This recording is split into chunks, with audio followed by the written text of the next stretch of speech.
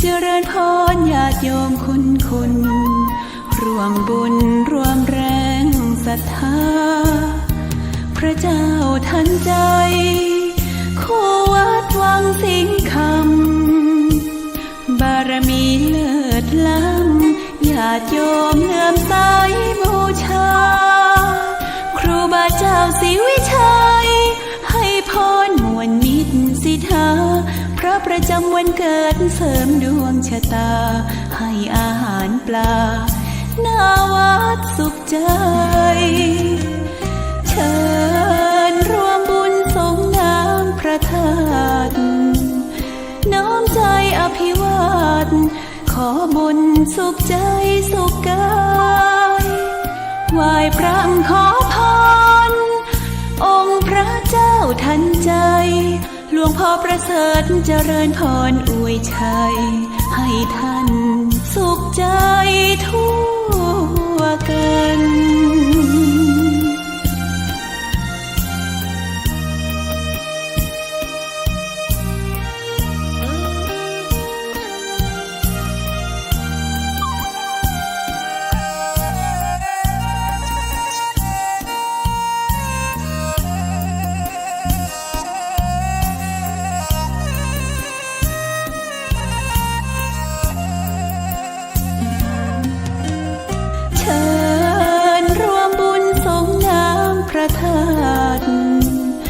น้อมใจอภิวาทขอบุญสุขใจสุขกายไหว้พระขอพรองค์พระเจ้าทันใจหลวงพ่อประเสริฐเจริญพรอวยชัยให้ท่านสุขใจทั่วกัน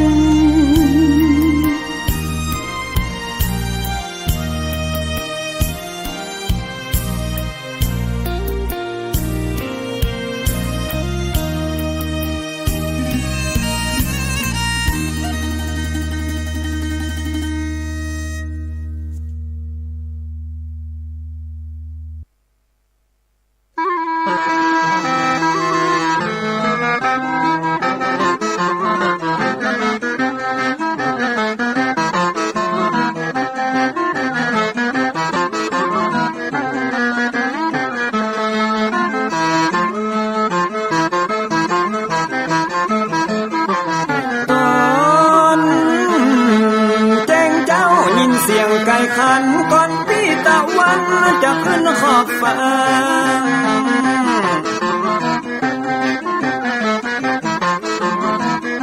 จะหันแสงทองทอแสงเจิดจ้าจัดการล้างหน้าอาบน้ำแต่งตัววันเริ่มต้นใหม่อย่าได้วันกัวอย่าได้คุณมัวกังบนโศกคอน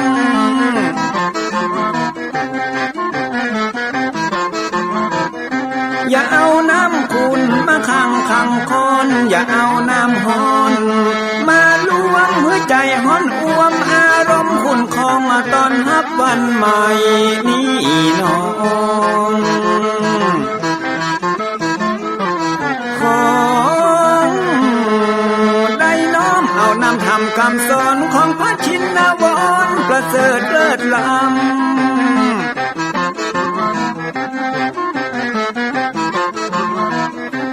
จุงจิตใจฮือออกจากธรรมบ่ฮือด่างดำโศกเศร้ามัวมองแสงแห่งธรรมะนั้นเป็นแสงทองส่องใจเรื่อร้องตึงวันคำเจ้า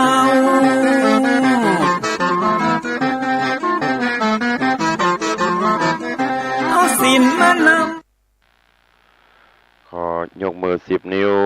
กราบนอบน้อมอย่างพระติรัตนะแก้วเจ้าตั้ง3 ประการอันมีพระพุทธเจ้าพระสัทธรรมเจ้าพระสังฆเจ้าอันเป็นสรณะที่เปิ่งที่เคารพนับถืออันสูงสุดในชีวิตกราบคารวะแตบไตรไวสาปุญญาปารมีธรรมที่ปรึกษาเจ้าคณะภาค7พระเดชพระคุณหลวงพ่อท่านเจ้าคุณพระเทพโกศลที่ปรึกษาเจ้าคณะภาค7เจ้าอาวาสวัดศรีโสดาพระอารามหลวงพระเดชพระคุณหลวงพ่อท่านเจ้าคุณพระธรรมเสนาบดีรองเจ้าคณะภาค7 เจ้าอาวาสวัดพระบรมธาตุเจ้าดอยสุเทพพระเดชพระคุณหลวงพ่อท่านเจ้าคุณเจ้าคณะจังหวัดเชียงใหม่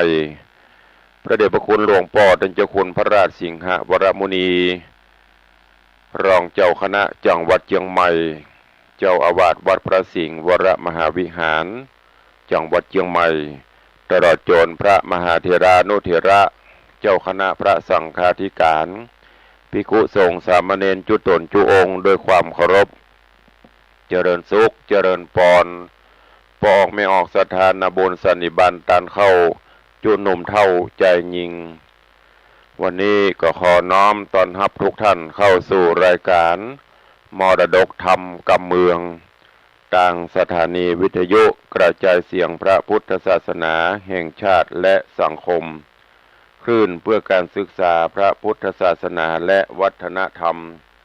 ออกอากาศที่สถานีวิทยุวัดฝ่ายหินตำบลสุเทพอำเภอเมืองจังหวัดเชียงใหม่ในระบบคลื่นความถี่ FM 104.50 เมกะเฮิรตซ์สถานีวิทยุวัดหนองกายตำบลสันปะยางอำเภอแม่แตงจังหวัดเชียงใหม่ออกอากาศในระบบคลื่นความถี่ FM 99.75 เมกะเฮิรตซ์สถานีวิทยุ CM77 วิทยุอินเทอร์เน็ตล้านนาออกอากาศในระบบคลื่นความถี่ FM 97.5 เมกะเฮิรตซ์สถานีวิทยุพระพุทธศาสนาจังหวัดเชียงรายออกอากาศในระบบคลื่นความถี่ FM 99.50 เมกะเฮิรตซ์พร้อมนี้ก็มีวิทยุชุมชนเสียงตามสายห่อกระจายข่าวตลอดจนพี่น้องญาติโยมสาธุชนที่รับฟังสัญญาณอยู่ต่างอินเทอร์เน็ตรายการนี้ดำเนินโดยอาตมาภาพพระครูวิสิตศรีลาภรณ์เจ้าคณะตำบลป่าแดดเจ้าอาวาสวัดวังสิงห์คำตำบลป่าแดดอำเภอเมืองจังหวัดเชียงใหม่เป็นผู้ดำเนินรายการก็ได้น้อมนำสารธรรมคำสอนแบบพื้นบ้านล้านนาในรายการมรดกธรรมกำเมืองมาพบมาปะญาติโยมสาธุชนเป็นประจำกู้วันก็เจริญปอนญาติโยมทั้งหลายตั้งอกตั้งใจสดับรับฟังต่อไปณโอกาสบัดนี้นะโมตัสสะภะคะวะโตอะระหะโตสัมมาสัมพุทธัสสะ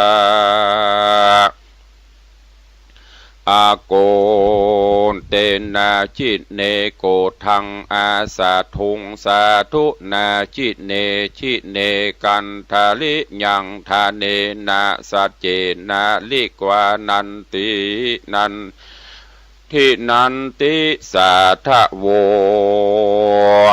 ดูราสัพพุริสะตั้งหลายตั้งยิ่งใจหน่อยใหญ่ผู้มักไฟตั้งธรรมจุงดาจำบทบาทอย่าได้ขาดสูญหายกิจการหลายม้วนหมู่อันมีอยู่เก่งหาจุงวาลาตัดขาดสันนิบาตฟังธรรมจักไข่ปันบอกเราหูเก้าขี้แย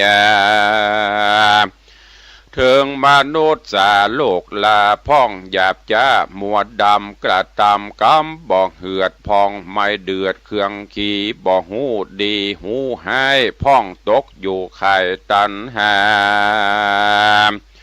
พ่องโกธาโคตรง่ายพ่องโลภไล่อยากใดตันหาใหญ่สะหาวโตสะเป่าสะต้านโมหะดันลงเมากันตัวเฮาดังนี้จักหลีกลีสันได้อันจักไปกล่าวแก่ได้ผาแปรใจตัวบ่งหือเมามัวปะใบบาได้เป็นคาใจตนเตียวเวียนวนไปสู่ยังติอยู่อบายขอศรัทธาหลายมวลหมู่จงพรำหูดาฟังบัดนี้เดเตศรัทธา อ่านว่าสัพพัญญูพระพุทธเจ้าตนเป็นเก้าติโลกาเทศนากล่าวจีฮือแจ้งทีหันสายว่าชนะแปลเป็นไต้กล่าวแก่ก็คือภาพแปดดีลีจากไปตีลบภาพขาศึกหยาบนาแข่งนาวาเหือกวางแข่งมาจ้างอัวควายแห้งภายลายเลือดแหลก็ภาพแป้บัดเดียวหรือพญาเรียวองอาจหูฉลาดจบทองก็สมใจป้องภาพใดแป้เสียงควายดีลีพระบุญมีตนวิเศษจี้แจ้งเจตหันสายว่าแข่งอันใดโลกไตแข่งกันใดจุมือจักลังเตือก็การบ่อสะตานโปร่งวางก็หาตั้งเข้าแก่ฮือพาแป้ขึ้นมาเป็นดังนี้น่าจะใจบ่หูใดสันใดย้อนว่าใจของตัวบ่หูกลัวสะตานตัวนี้การบ่ลอมใจนั้นหนอภาพหัวบ่หอนหูตั้งวายล้างเตื้อพันพายติ้วไตตั้งถอยไร้มัวดำย้อนตัวธรรมบากราหยาบเข้ามาภาพไปในฮืดลงไหลลิงลูเข้าไปสู่อเวจีเป็นตุกขี่ไม่เดือดอยู่บ่เหือดคืนวันคนได้ปันหูรอดบ่เหือวันกอดตัวเฮาบ่ลงมัวเมาบาใบยังคาศึกใหญ่อาธามจากสุกนำจื่นจอยบอดตามก้อยมองขี่ข้าศึกมีนั่นโสดคือตัวคิ้วโคดโกธาโตสะนาแถมเล่าโมหะเศร้าตัวร้ายโลภะป้ายมัวดำตั้งตันหาน้ำกระยาบเข้ามาภาพราวีแอวกวนควีละลาดอยู่บ่ขาดคืนวานจากภาพแป้มันนั้นใส่พระที่ใบสัพพัญญูตนเป็นครูแก่โลกดับทุกโศกมันภัยเทศนาใครกล่าวแก่ว่าอัตตาหะเวชิตังไสโยการภาพแป้ใจตนเป็นมงคลเลิศดาลำเลิศป่าฮือเกิดโภกาใจนั้นนาหากเป็นนายส่วนรูปกายนั้นใส่เป็นข้าใจดิลีกันซึกมีกระยาบเข้ามาภาพในใจ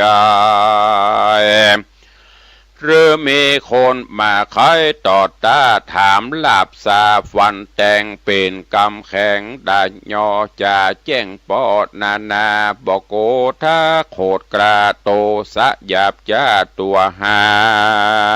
นป้าฮือมาปานของได้โอจะ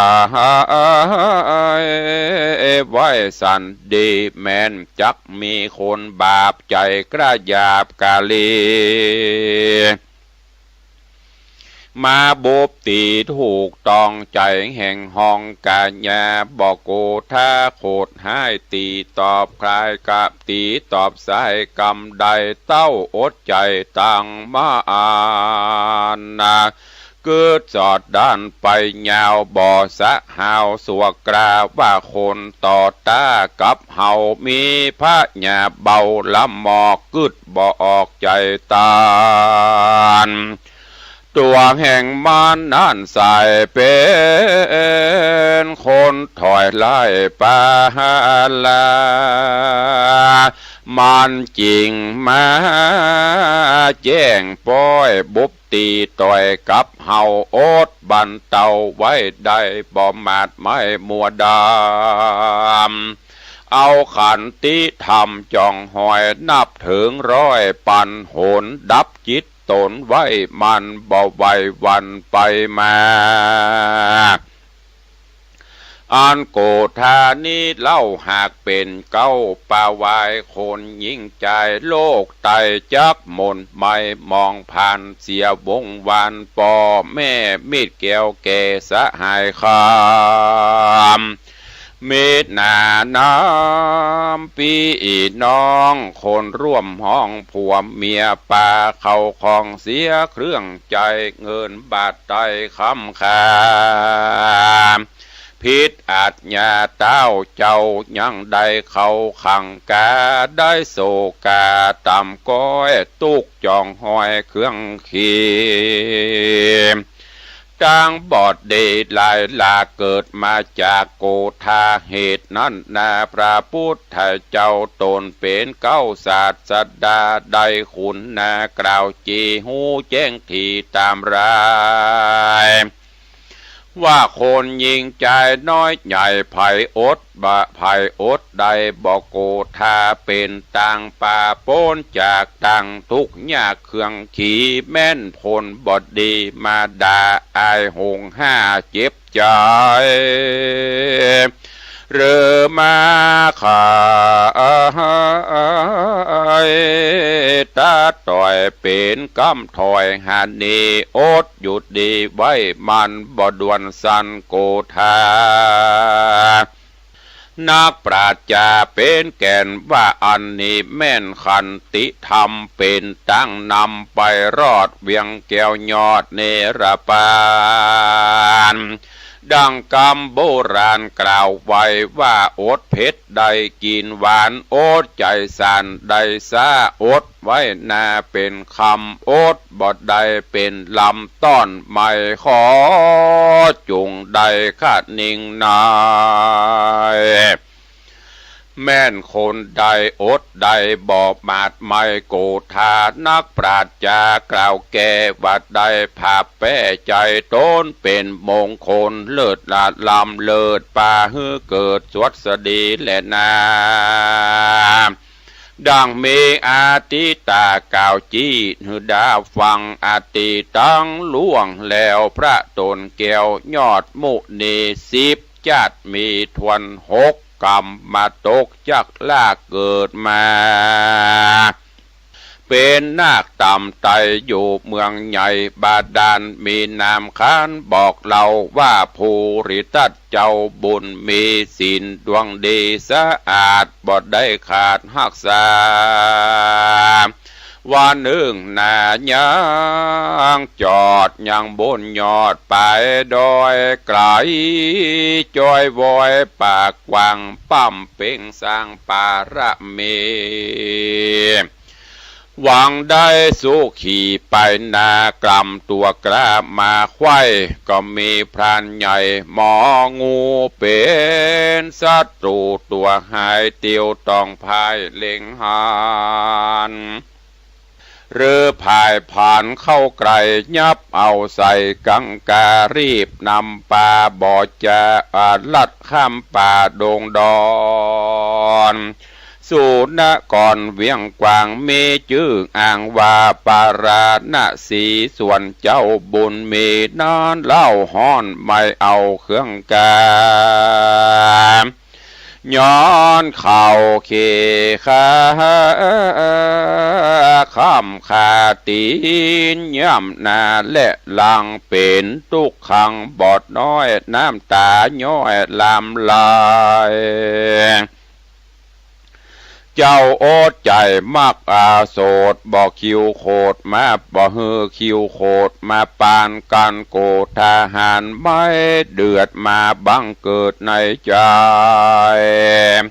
เท่าจังไหลใบบอดจากถูกกูตอดเป็นผีบอดดาบอเป็นดีสักหยาดศีลสะอาดดวงใสเตียงขาดไป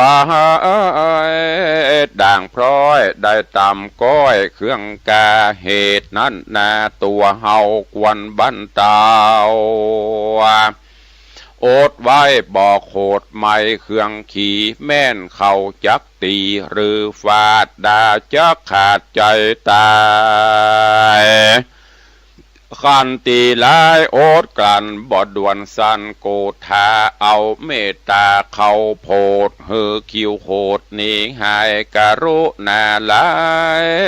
จุเมื่อใจไฟเอื้อยินดี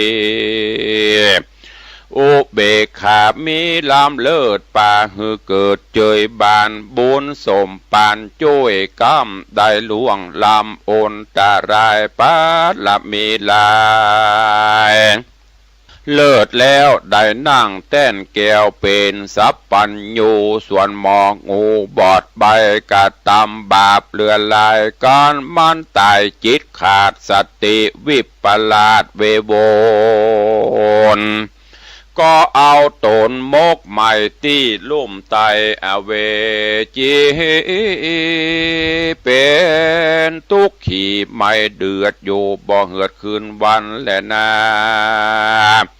แถมประการหนึ่งใส่คนน้อยใหญ่ยิ่งใจโลภะลายเกิดตองในแห่งห้องสันดานมันเป็นมันตัวให้ลงมาลงอยู่ไข่อานาเนียปาราบอดใบโลภอยากได้ของเขาลงมัวเมาบอกขาดตันหาปาดบังอามมืดมัวดำถอยร้ายไฟเอาไม้เผาใจหืดลงลายข้ามเจ้าฮ้อนไม่เอาคืนวันไฟ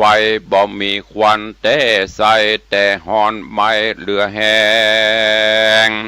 ฐานไฟแดงว่าฮ้อนนักหน่วงคอนเหลือหลายถูกต้องกายคนเฮาฮ้อนบ่เบานักแก่หากฮ้อนแต่หัวตีเอายาดีเข้าใส่ฮ้อนแสบไม่ก่อนนี้หา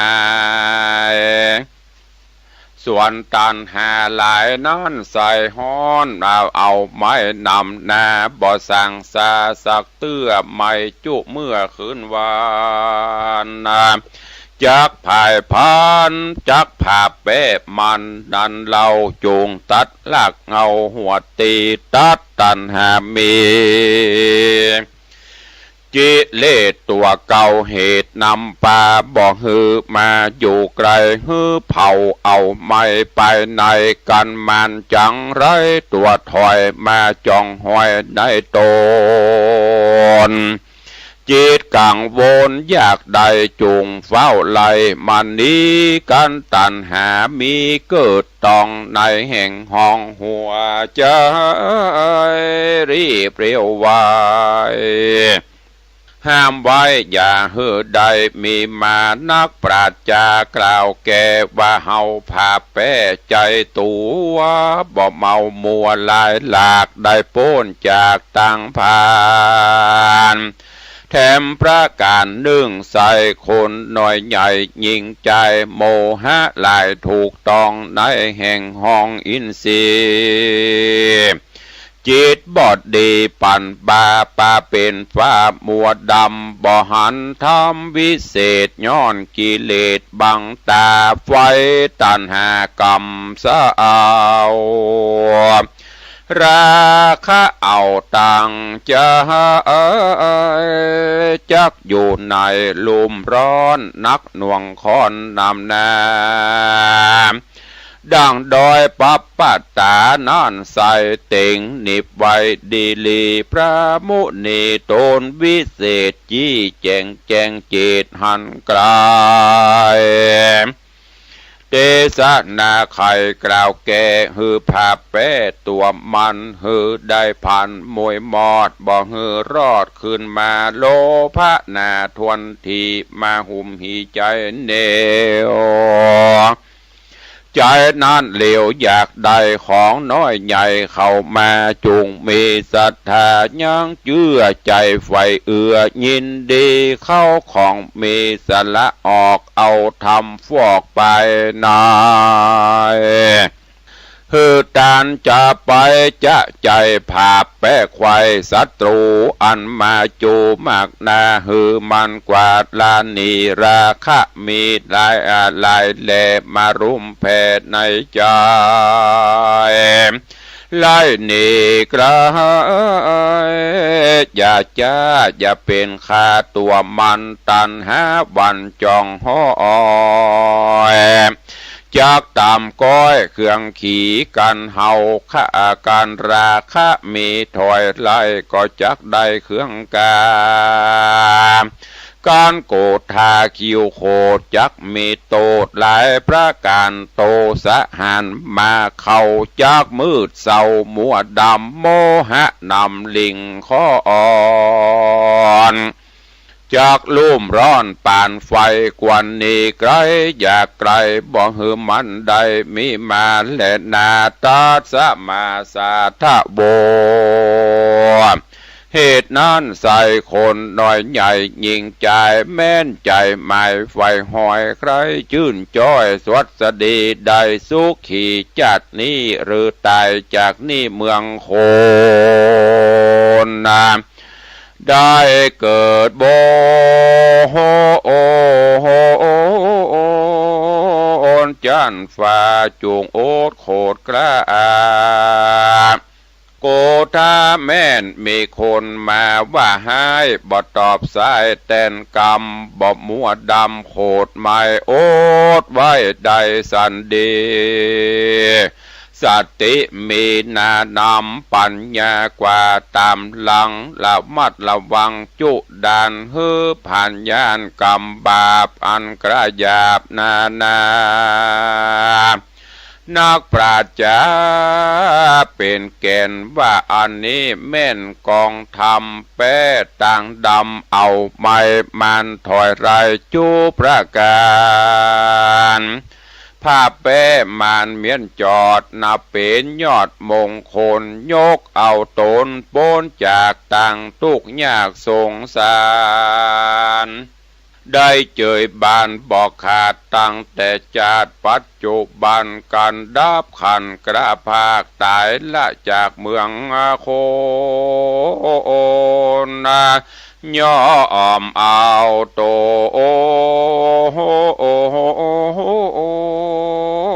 ไปเกิดจานฟ้าเลิศเมืองสวรรค์หรือภายผ่านไปรอดเวียงเกี่ยวยอดมหาเนตรปานนามูลลาดศรัทธามวลหมู่อันพรำอยู่ฟังธรรมได้ดาจำแต่เก้าตราบต่อเต้าถึงปลายจุงจำหมายชื่อไว้เอาเป็นไม้ไตสอนตัวเอาเป็นหัวกายรอดได้โป้นขอดภัยมานสักโยชน์ใหญ่ก็บ่ใจได้ล่วงโป้นความตายเกิดมาสุขทุกข์สบายก็จักตายเหมือนกันจุผูบอกว่าต้องสู่ม่านเงี้ยวเจ๊กฝรั่งมอนไทยอันเกิดมาในโลกลาย่อมตายความนาเหมือนกันเหมือนกับพระอาทิตย์พระจันทร์ปุ้งขึ้นหนวันออกเคลื่อนคล้ายป้อยตกไปแสงล่ำไรรีบรีวนเวียนเปลี่ยนตีไปมาถึงเวลาก็ขึ้นมาใหม่พัดเกี่ยวไขว้เวียนวนเกิดมาเป็นคนก็เป็นดังอีเกิดแก่เจ็บตายวุ่นวายปนปีพระตัสสปนกล่าวจี้ว่าวัฏสงสารเวียนว่ายตายเกิดมันบ่พาเสิร์ชสังแต่เล่นนาพ้องก็มาตายชะลาเท่าแก่พ้องตายจากต้องแม่ปามานพ้องกำลังการฝึกย่างพ้องตายระวังกำลังศึกษาสะแหวงวิชาปัญญาก็ป่อยมรณา ตายไปเสียจอยพองกำลังเป็นบ่าวน้อยสาวจีรูปร่างกายยีงามดีขนาดมาเป็นพญาติเปียที่โลกาลวดมรณาตายไปพรากนาพ่อแม่พี่น้องลุงอาหน้าปาโศกเศร้าแต่นาเงามองมีน้ำตานองไหลลงอาบนามัจจุราตัวกรามันบ่ตรองนาภัยสักคนบอกว่ามีจนบ่หับสินบนกับภัยสักผู้บางพ่องจืนสู่มีเบี้ยมีเงินบ่คัดบ่เคินเปิ้นยืมเปิ้นกู้เก็บไว้ในตู้เป็นแสนเป็นหมื่นจักเอายกยื่นหือพญาโยมมราชาขอแลกไข่จีวาหื้อยืนยาวปลายหน้ามันก็บอดยินดีเป็นเศรษฐีมีเงิน100 ล้านก็ยังมวยมังตายไปบอกว่าอยู่ที่ไกลในบ้านในภาษาทอยู่ตึกวิลาศองอาหลังงามบ่อาจห้ามปรามความตายไว้ได้มารนังอันว่าความตายนี้ใส่แม่นพระมุนีเจ้าหนอทายสัพปัญญูตนเป็นครูแก่โลกก็ยังลาลับโลกนิพพานไปเป็นพระจอมไตรโตนวิเศษปกป้องเพศภัยมารมีบุญสมปานเป็นเจ้าฟ้าก็ยังไหวนาดับขานอยู่บนสวรรค์แหล่งลามันก็ไล่คาราวีมีอินตาพรหมยมพระราชครุฑนาคน้ำนาคีตนมีฤทธิ์เรื่องเดชก็บ่พ้นเขตความตายมีความแตกสลายเป็นที่สุดแต่เล็ดนาแถมประการหนึ่งนัดนาเป็นอาการละมรณาอายุติคามาหมดหดสันบ่ถึงขีดคันจากมุ้ยเมื่อมอนตามคำสอนพระบาทตามธรรมสอนพระพุทธเจ้าตรัสกล่าวไว้ว่ากรรมมุนาวัตติโลโกดังนี้พระกล่าวจีวสัตว์โลกย่อมเป็นไปตามกรรมกรรมจักนำจ่องหอยฮือเรียบร้อยดีงามฮือเลี้ยวสามตำจะฮือความนานอวามวายสุขสบายทุกยากเพราะกรรมมาวิบากปามาบุพจาตก่อนสร้างความเลือดร้อนสร้างความเดือดร้อนมากลวงลาย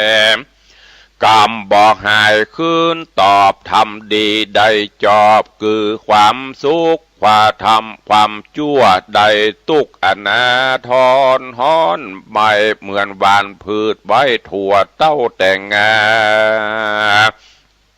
ผลตีออกมาเป็นถั่วงาแต่งเต่าอุปมาเนเหลา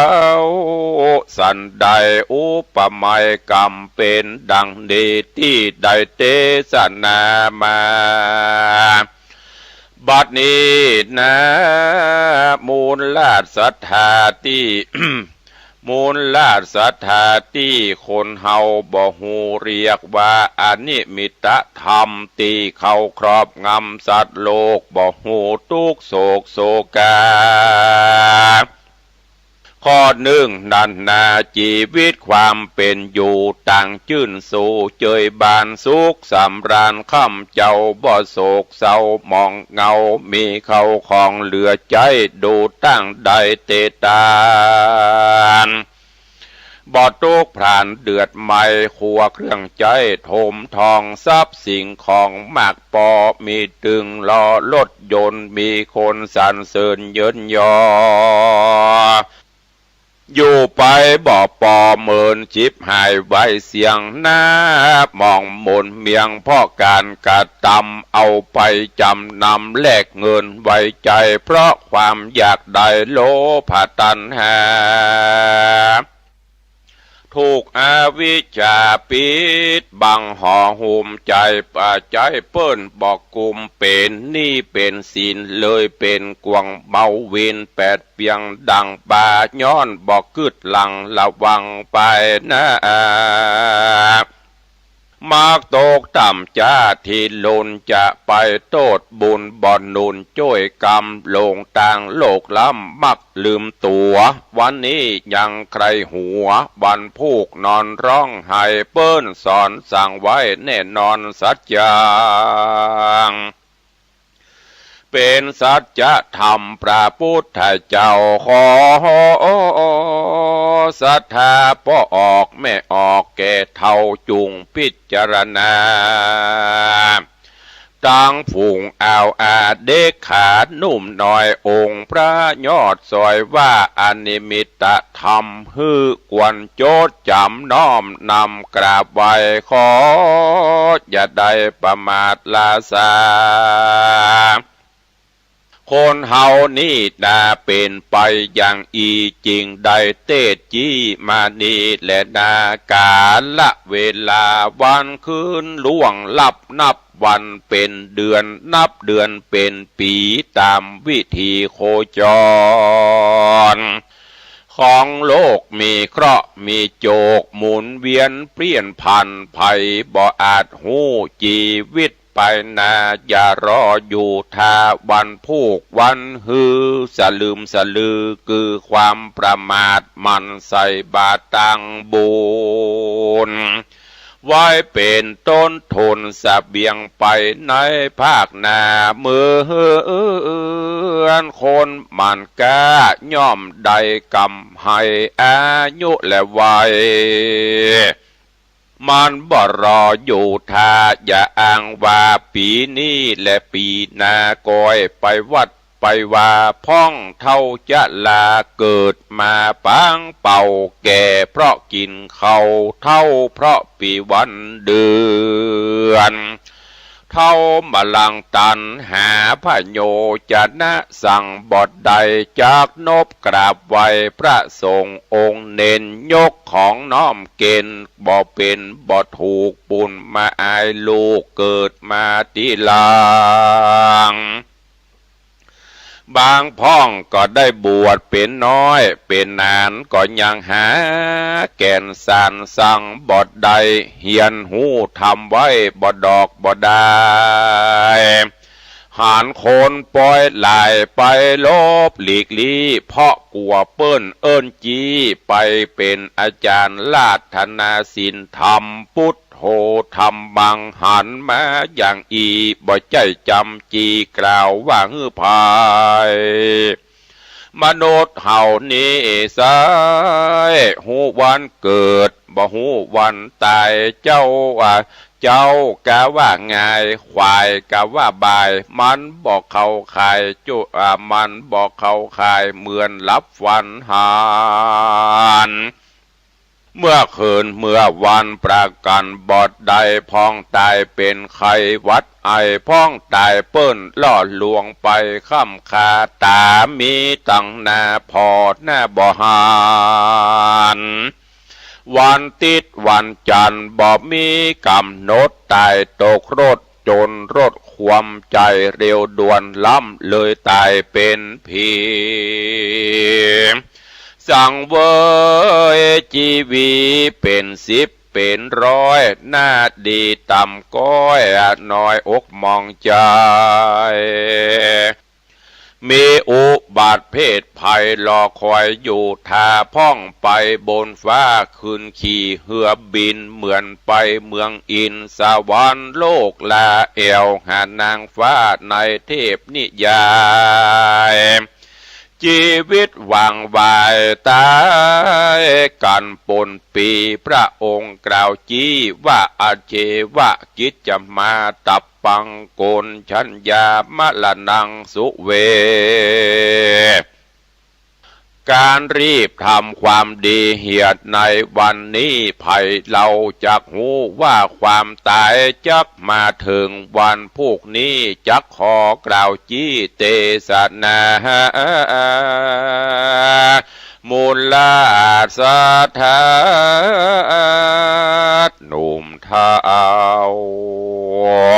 ทวนนาเล่ายิงจะอย่าอยู่ได้ปางเป่าเกิดขันเองเล่าตนตัวเน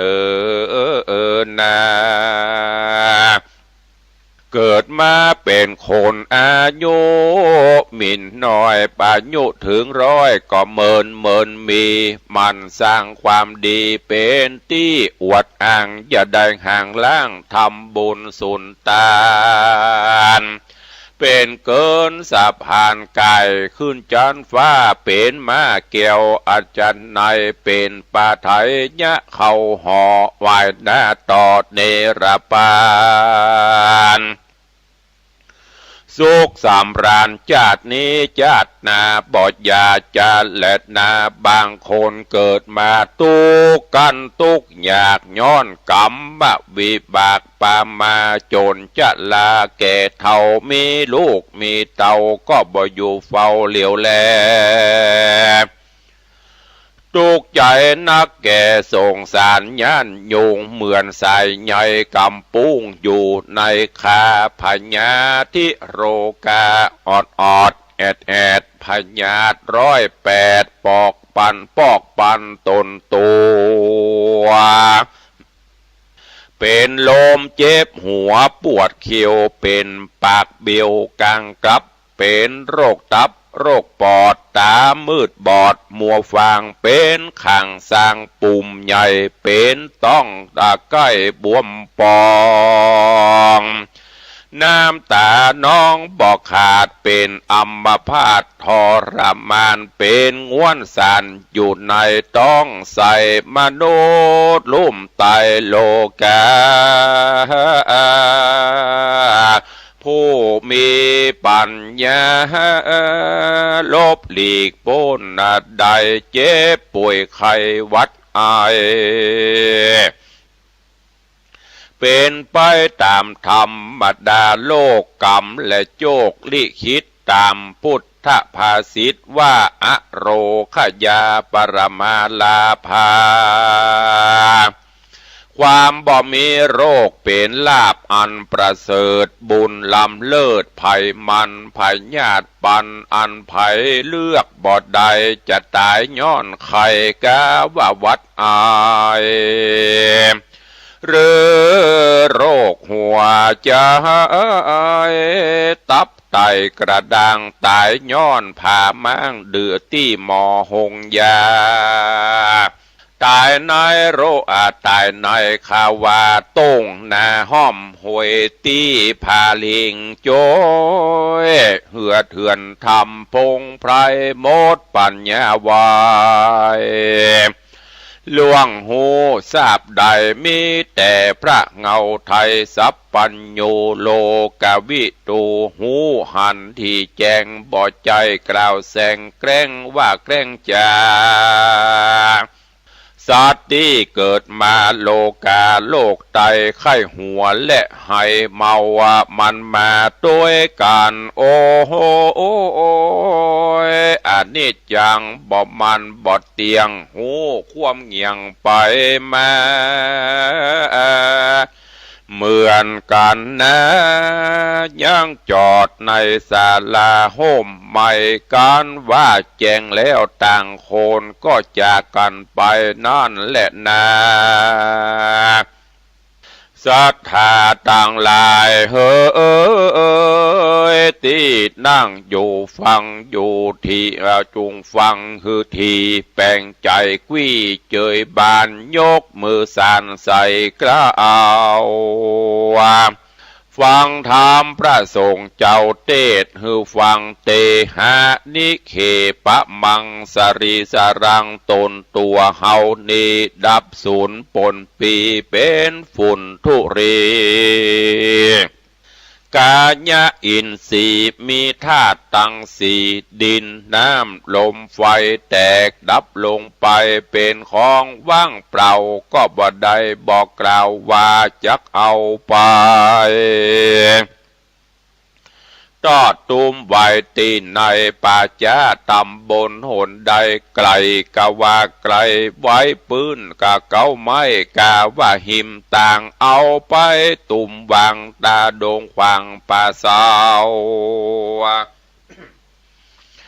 บุตรตาลูกเต่าจากเนี้ยสะสันใดพ่องตายกลาไกลในต่างประเทศปุ่นดีสังเวทเวทนาบอกมีสังฆาพระสงฆ์องค์เจ้าเมียแป้งลูกเต่าบ่ได้หูหานเต้าละนอนลับฝันหาอยู่ตั้งบ้านบอดใดปากตันสั่งอภัยคนใดแย้มดับจิตใจต่างเมืองต่างดาวให้กันเศร้าอยู่บ้านกองหาอนิจจาวัฏสังขาราสังขารนี้นะบ่หนิมเตียงมันเพราะเหตุนี้นั่นอย่าได้มัวเมามัวลงโลกลืมตายลงกายลืมแก่ลงเมียลืมลงผัวเมียลืมพ่อแม่ลงเข้าของสมบัติหรือลืมพระพุทธศาสนาลงตัณหาลืมบุญลืมบาปจิตใจกระหยาบบอกกลัวบาปกลัวธรรมล่วงศีลนอกธรรมวัดว่าบอกไกลยามเจ็บเป็นป่วยใครไกลหมอละนาจริงก็ตึงหาพระสงฆ์องค์เจ้าพุทธนี่แต่เรามีแต่บัญชีมันหากตึงมีดังกล่าวมานี้แต่แลนาคติมากาตีไปเบื้องหน้าเหาะยามตายภาคนาเมืองคนแล้วแต่กุศลผลบุญได้สร้างจิตใจสวยลางมาละมนตินเป็นผู้มีศีลข่าวใสสะอาดบอดใดประมาททำบุญฮืดดันตามพระภูบาลกล่าวไว้ว่าจิตเตนะอาสังกิริเทสุขติปฏิกังขาผู้จักไปถึงสุขติใดก็เพราะมีศีลทาจิตใจบ่เศร้ามองสุขติสวรรค์เป็นอันหวังไปใดจิตใจหม่นไม่จักใดไปสู่อบายบ่มีความละอายต่างบาปมีใจฮึกหยาบเศร้ามองบ่หูกอง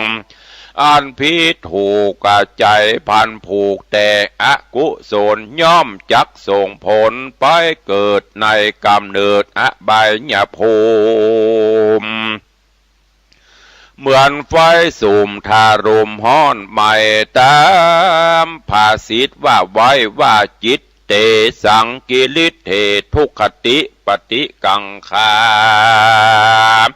เมื่อจิตใจเศร้ามองทุกขตินรกเป็นอันไปใดตัดสมาเหตุนั้นใส่มนุษย์โลกใดยิ่งใจอย่าได้เสียดายตระหนี่หุ่มหีทรัพย์ลวงลายเป็นของนอกกายตายแล้วละเอาตัวไปบ่ได้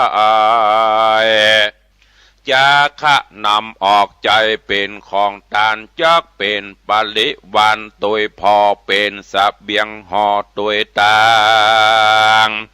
นามากาต่างไปสู่เวียงแก้วพระผ่านแผ่วว่าเป็นทรัพย์ไปในเกิดปัญญา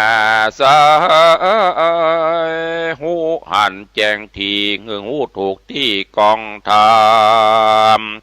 หูต่างดำมืดเศร้าหูดังนี้เราเรียกว่าคนดีบ่อยาจะเล่นนา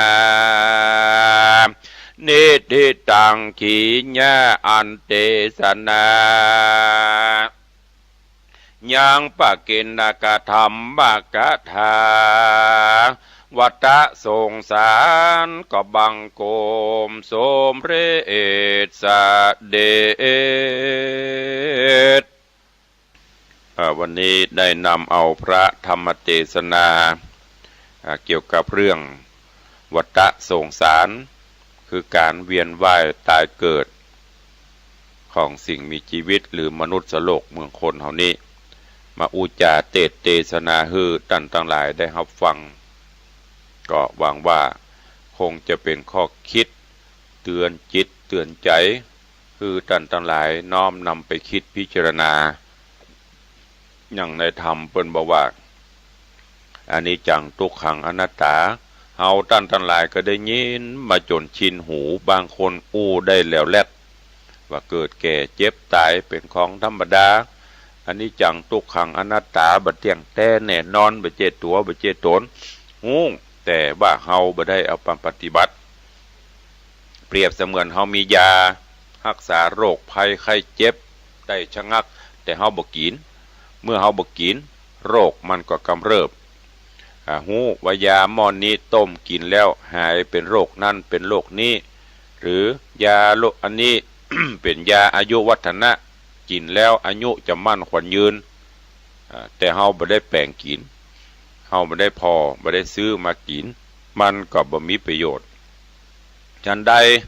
เฮาฮู้หลักศีลหลักธรรมอย่างที่ทุเจ้าก็ดีครูบาอาจารย์ท่านเจ้านักปราชญ์ราชบัณฑิตเปิ้นก็ชี้แนะชี้นำเฮาอยู่ตลอดว่าศีล5ข้อตั้งแต่ข้อ1 2 3 4 5เปิ้นเตือนสติอย่างพ่องเปิ้นห้ามยี่อย่างพ่อง